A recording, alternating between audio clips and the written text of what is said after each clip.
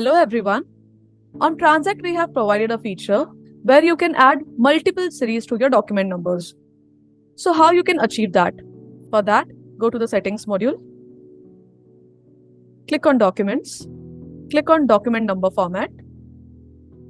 Now here, you can add multiple series to your documents. Now for example, I have to add one series for invoice. I have added for tax invoice. Now for example, I want to add a series for export invoice. For that, click on add new series. Give the series name. Add the prefix.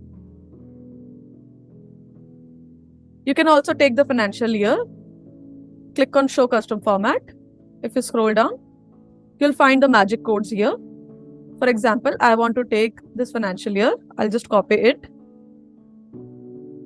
I'm pasting here. It has taken 22 hyphen. I'll make it P2 to make it 23 and slash. So my next document number will be EXIN/22230001. You can set the auto reset duration to financial year. Now scroll down and click on save. A new series has been added. You can select this series while creating the invoice. This is how you can create multiple series for your documents. Hope you find this video useful. Thank you. Have a good day.